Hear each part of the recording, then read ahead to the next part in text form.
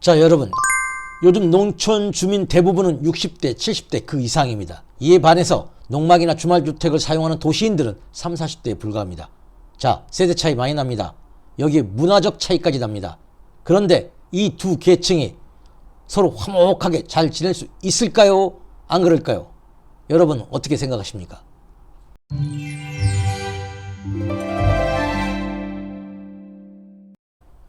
자, 여러분, 기존의 농막 세컨하우스는 물론 업계의 판도를 다 뒤집어버릴 엄청난 게임 체인저가 등장했습니다. 바로 내년부터 설치 가능할 것으로 예상되는 농촌 체류용 쉼터입니다. 건축 허가도 필요 없고요. 양도세 같은 세금도 안 냅니다. 게다가 면적도 10평이니 자동적으로 소용이 되고 때문에 비용도 엄청나게 세이브됩니다. 즉 주말 농장이나 세컨하우스로 사용하시려면 굳이 몇십 평짜리 전원주택 안 지어도 된다, 이런 얘기입니다. 자, 그래서 지금 건설업계는 그야말로 난리가 났습니다. 그야말로 6.25 때 난리는 난리도 아니라고 합니다. 그동안 가뜩이나요, 건축비가 비싸고 또 내수 경제로 죽을 쓰고 있기 때문에 건축업계가 한데 도산 직선까지 내몰렸는데 이쯤 되면 뭐 구세주가 따로 없습니다. 그래서 이젠 수많은 건축업체들이 기존에 집 짓는 거 다 때려치고 쉼터에만 죄다 몰릴 것이 뻔합니다. 하지만요, 이번 농촌 체류용 쉼터는 건축적으로는 모듈러 주택이지만 정식 건축물이 아닌 가설 구조체이기 때문에 현재 어떤 특별한 면허나 기술 없이도, 즉 사업자 등록증만 내면 누구나 다 만들 수 있습니다. 한마디로 건설 면허, 설계 면허 같은 게 다 필요 없다는 겁니다. 그러다 보니까요, 지금 현재 숫자도 어마무시하지만 앞으로는 더 많아질 전망입니다. 그야말로 우후죽순이죠. 그런데요, 이번에 도입된 농촌 체류용 쉼터는 말이 쉼터고 말이 가설이지 사실상 사람이 사는 주거용 건물, 즉 주택이나 거의 다를 바가 없습니다. 하지만 가설 건축물이기 때문에 특별하게 구조 내진 기타 단열 방음 같은 어떤 성능이나 안전에 대한 그 어떤 규제나 그리고 어떤 제재도 없습니다. 뭐 이쯤 되면 사실상 다 민간한테 넘긴 거고요. 그야말로 업자 마음대로인 셈입니다. 자, 이제 감을 잡으셨죠? 그야말로 농촌 체류용 쉼터는 지금 현재 그 누구도 제재하지 않은 법의 사각지대에 딱 하니 놓인 겁니다. 잠깐 쓸 건데 너무 지나친 그런 규제는 쓸모없는 탁장 행정에 불과하지 않냐? 뭐 지금 방식이 사실 맞지 않냐라는 반론들도 있을 수 있습니다. 하지만 주거시설이지 않습니까? 즉 화재에 대비한 내화구조라든가 방음 단열 같은 최소한의 건축 성능에 대한 기준 정도는 조금 세워야 되지 않을까, 이런 생각이 좀 듭니다. 사실요, 이런 기준이 없다면 앞으로의 시나리오는 불보듯 뻔합니다. 당연히 인기가 있다 보면 업체 간의 과당 경쟁이 심해질 것이고요. 결국 이렇게 되면 가격으로 승부하는 게 당연한 수순입니다. 이렇게 가격이 낮아지면 당연히 여기에 사용되는 마감 사양 그리고 마감 제도를 당연히 수준 이하로 떨어지는 거는 너무나 당연하지 않겠습니까? 물론 이거는요, 어디까지나 개인이 선택할 일이지만 제 생각으로는 아무리 가성비도 중요하지만 최소한 안전은 좀 확보해 가는 게 좀 맞다고 생각을 합니다. 솔직히 이 대목은 업자들이나 또 저렴한 쉼터만을 찾는 분들한테는 좀 민감한 대목이긴 한데요. 저는 지금 어디까지나 안전 그리고 원칙적인 이야기를 좀 해드립니다. 여담입니다만은 다들 혹시 기억하실지 모르겠습니다. 좀 이렇게 아픈 기억인데요. 지난 2015년 인천 강화도의 모 캠핑장에서 방해엄 처리를 하지 않은 그런 텐트에서 불이 나가지고요, 아동 포함해서 무려 5명이 사망하는 그런 대형 참사가 난 적이 있습니다. 뭐 시설물에 대한 뭐 여러 가지 또 안전 불감증이 문제였겠지만 그 다음에 이 일로 또 모든 캠핑장의 텐트라든가 그리고 어떤 전기 시설까지 엄격하게 지금까지도 뭐 관리되는 그런 또 전례가 있습니다.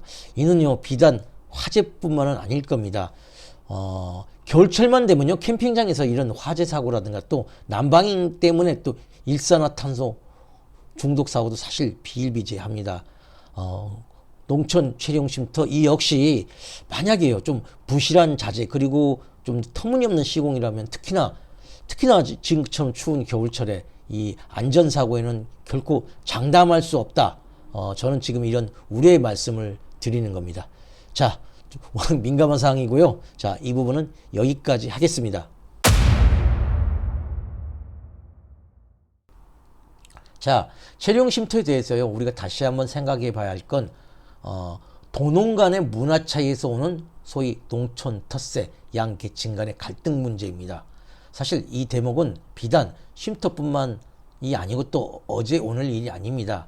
사실 이 부분이 좀 이 사회적으로 이슈가 됐던 건 처음에는 귀농 귀촌인가의 마을 주민 간, 지역 주민 간의 그런 갈등이었어요.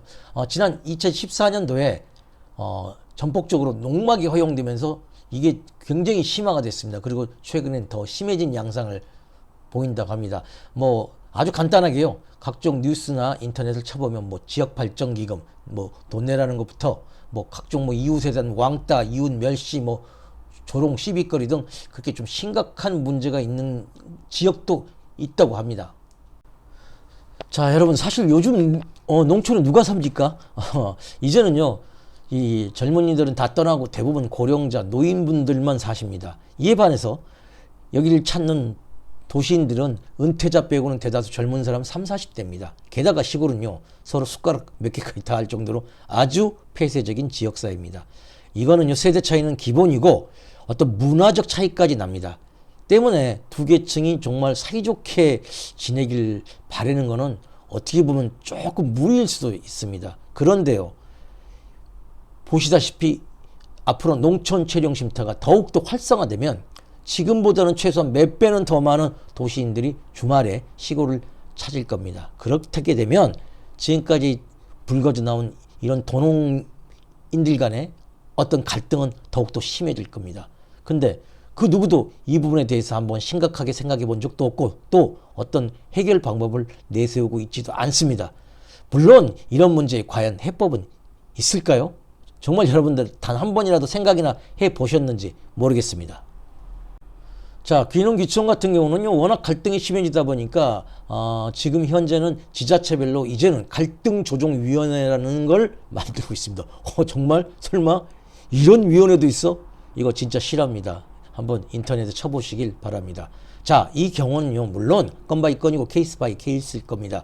서로 간에 잘 화목하게 그렇게 잘 지내는 지역 마을도 있겠고요. 아주 악성, 진상 그런 것도 분명히 있을 겁니다.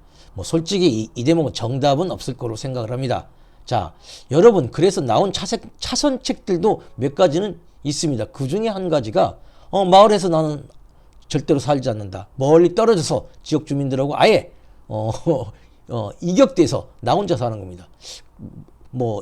나는 자연인이다 이런 건데요. 여기도 사실 뭐 불편함이 많을 겁니다. 혼자 살면 일단 좀 무섭고요. 그리고 뭐 본인이 안 갈 때는 관리 문제도 좀 힘들 거고 무엇보다 시골 땅 뭐 하나 뭐 제대로 돼 있겠습니까? 전기, 상하수도, 통신, 토목 등등 이거 전부 다 혼자서 오롯이 해결해야 될 목이 됩니다. 즉 비용, 돈도 더 이중 삼중으로 더 들어간다는 겁니다. 사실 나 혼자 산다? 이것도 사실은 해법은 아닌 것 같습니다. 자, 여러분 오늘은 내년 1월 시행될 농촌 채용 쉼터에 대해서 뭐 빠진 건 좀 없는지 이건 좀 보완해야 될 그런 내용이 없지 않을까 한번 조금 짚어드렸습니다. 그리고 점점 더 사회적인 문제가 되는 농촌 텃세 그리고 도농 간의 갈등에 대해서도 잠깐 짚어보았습니다. 제가 또 짚어드리지 못한요 쉼터의 다른 문제점이라든가 행위에 빠진 내용이 있다면 언제든지 댓글이나 의견 주시길 바랍니다. 자, 쉼터에 이런 여러 가지 또 빛과 또 이에 상반되는 어둠이 있다면 또 어떤 문제점 그리고 그런 해결 방안 다음 시간에도 계속 진행을 해 보도록 하겠습니다. 자, 오늘 제가 준비한 영상은 여기까지입니다. 다음 시간에는 또 다른 내용으로 또 뵙기로 하겠습니다. 자, 안녕히 계세요.